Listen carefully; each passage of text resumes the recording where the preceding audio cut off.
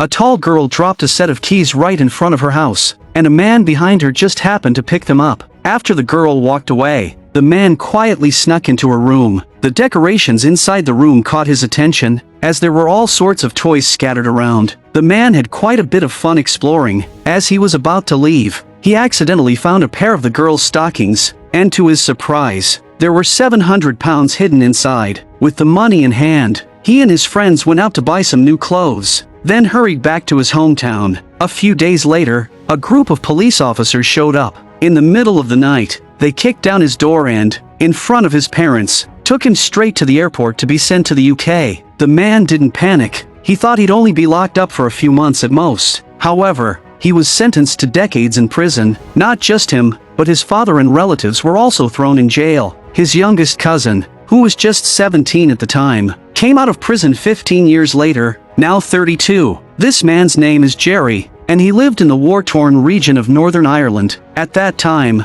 the Irish Republicans were fighting against British colonial rule. Young Gerry had nothing to do and spent his days stealing and causing trouble. One day, while stealing some scrap metal, he was mistaken by the British Army for a gunman. Panicking, he fled, inadvertently leading the army straight to the rebel base, causing a major conflict. Afterwards, he was caught by the rebel leader, but fortunately, his father had good connections and managed to rescue him. Fearing more trouble, his father sent him to live with his aunt in London. Gerry, already tired of his father's constant lectures, was actually relieved to be escaping his grasp. If it weren't for the fact that his father gave him every penny he had before he left, Gerry wouldn't have felt the slightest bit of sadness about leaving. Even his farewell was as simple as a quick goodbye after his father walked away. The feeling of separation didn't last long. As soon as Gerry boarded the ship, he ran into his friend Paul. It was Paul's appearance that would change his life forever. Instead of going to his aunt's house, Gerry followed Paul to a community where a group of young people lived aimlessly, exactly what Gerry was looking for. Though they lived on little to nothing, Gerry was content. Every time he called his father, he told him not to worry and assured him everything was fine. However, things didn't stay peaceful for long. After a dispute, Gerry was kicked out of the community. He and his friend ended up sleeping on a bench in a park, but were soon chased off by a group of homeless people. Through a brief conversation, Gerry learned that the old man was also from Northern Ireland. Being the generous person he was, Gerry gave the little money he had to the elderly man. After leaving the park,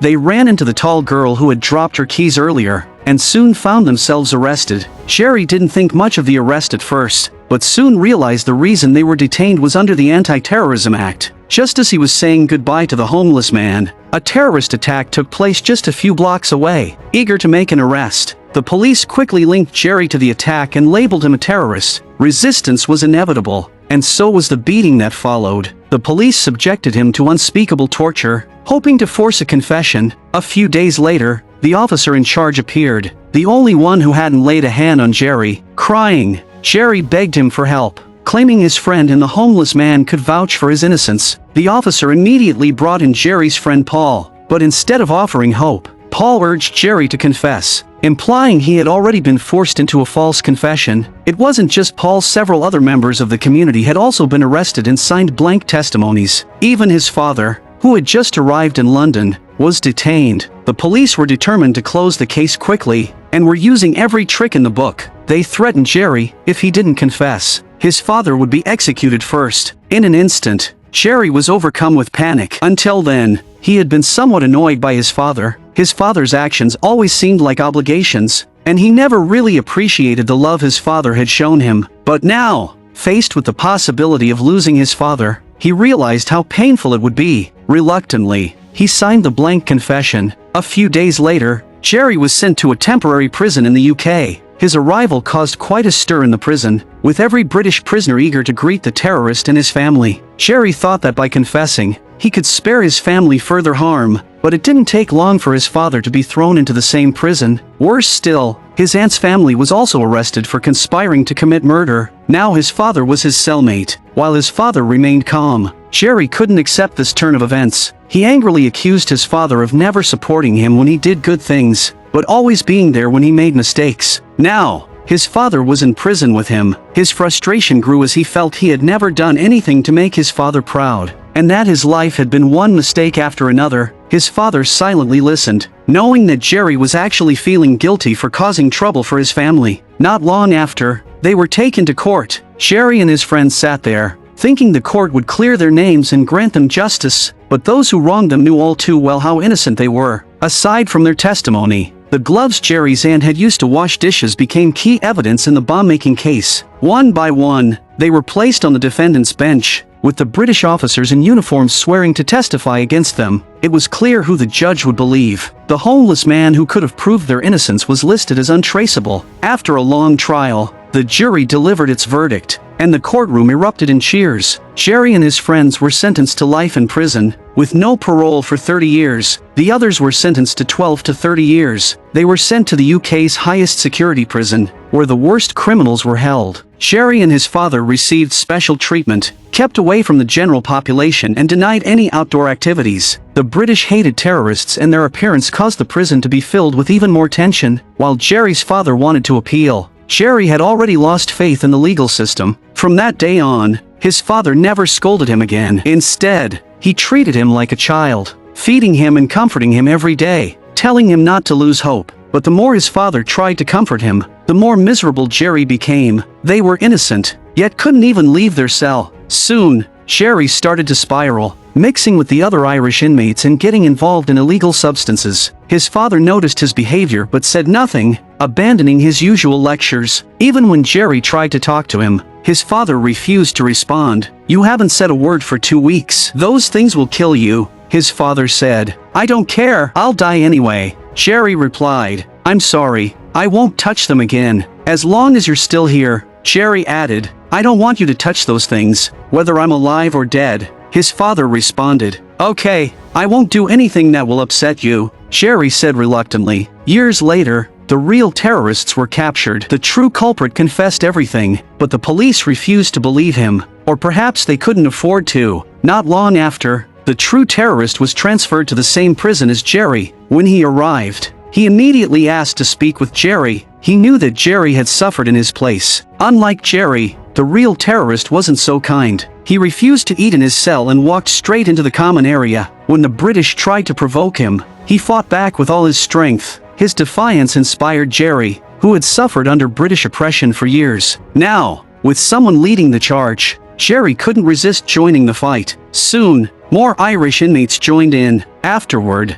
MacAndrew, the true terrorist, found Gerry and his father and confessed the truth. The police knew the truth, but in this war, Gerry and his father were just two innocent victims among many. MacAndrew apologized, acknowledging that his actions had caused them to suffer unnecessarily, but Gerry's father refused the apology, saying that MacAndrew should apologize to the families of those he killed. He also asked Gerry to stay away from MacAndrew, as they were innocent people who shouldn't associate with criminals. Gerry ignored his father's words. His father was honest, principled, and always tried to live with dignity, but his father was also weak. And though he was always right, he suffered countless hardships because of his weakness. MacAndrew, however, was different. At least he dared to fight back. They'd only had one fight with the British, but now they had gained the right to move freely. Gerry was proud of this. MacAndrew told Gerry, "The British always have to fight to leave any place. In all colonies, they only retreat after they've been defeated, and prisons were no different." The notorious criminals in that prison now under MacAndrew's influence had become docile sheep in comparison. No one dared to bully the Irish anymore, and even if tensions flared, a simple smile would resolve it. Then, MacAndrew shifted his focus to the prison guards. He led the prisoners in protests, demanding more time out of their cells, thicker blankets, and even taking steps to seek justice for Gerry and his father. They hung bedsheets out of the windows with the words, "Gerry and his father are innocent" written on them. The protest made it to the news, and the police, fearing the truth might come out, quickly dispatched riot police. In the chaos, Gerry's father was injured. Soon after, social observers began visiting the prison. One female lawyer, intrigued by Gerry and his father's case, took an interest. However, Gerry still didn't trust the lawyer. He even wished she would stay away from them. Since the lawyer's arrival, his father hadn't seen his mother in 6 months. Gerry had given up his bi-weekly visiting hours to meet with the lawyer. While his father's health deteriorated, climbing stairs had become a struggle. Gerry didn't want his father to waste energy on something so hopeless. But, as it turned out, when it came to reading people, Gerry wasn't as astute as his father. The lawyer, Gareth was one of the few genuinely righteous people, and he never gave up on seeking justice for them. Even in Parliament, their case was gaining attention. This gave Gerry's father renewed hope, and she wrote more frequent letters to advocate for their innocence. Soon, Gerry was moved by his father's persistence. He decided to appeal alongside him, thinking that maybe, together, they could speed up the process of reopening the case. The appeal process was long, and Gerry wasn't sure how much longer his father could hold on in prison. Their roles had shifted. Gerry was now the one caring for his father. They often reflected on their past lives during this time. From another perspective, they were fortunate few people get to live out their adulthood with their parents in such a way. The small prison cell allowed Gerry to witness his father's resilience, learning from him the true strength and dignity of life. Without these years together, Gerry might never have understood his father's strictness and expectations, but when he finally understood,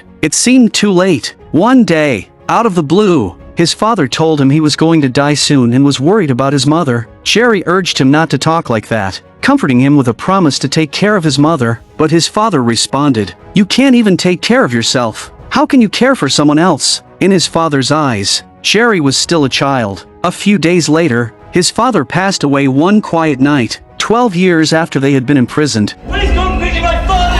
Miss Conlon! Come on, put your arms around me, that's it.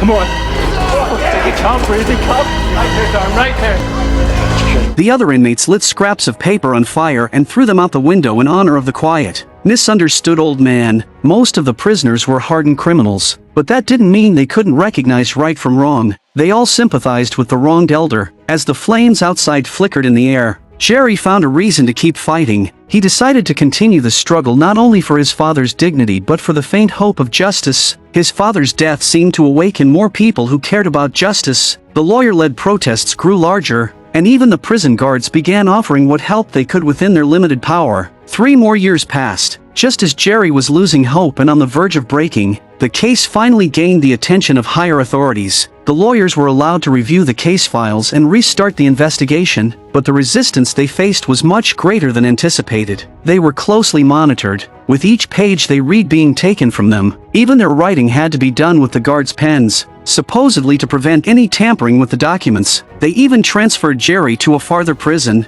making it harder for the lawyer to meet with him. As the court date approached, the lawyers still hadn't found any evidence in Gerry's favor. The possibility of overturning the case seemed almost non-existent, but the lawyer didn't give up. On the eve of the trial, she continued reviewing the files, and her persistence led to a breakthrough. The person assigned to monitor her took sick leave, and the lawyer seized the opportunity, requesting to review the documents again. This time, she discovered a file she had never seen before, marked with the words "Do not show to defense lawyer." The next day, the court convened. The retrial drew national attention, and the courtroom was packed with media and justice advocates. The police chief, representing justice, swore an oath just like he had 15 years ago, promising that everything he said was true. The lengthy trial began. The lawyer first presented the names of all the prisoners involved. By this time, except for Gerry and his friend Paul, everyone else had already served their sentences. Gerry's aunt had been in prison for 14 years, her husband for 12 years, and their youngest child had been 17 when incarcerated. He was 32 by the time he was released. They had spent their prime years witnessing the fairness or lack thereof of the legal system. The police chief, seemingly unfazed, sat listening,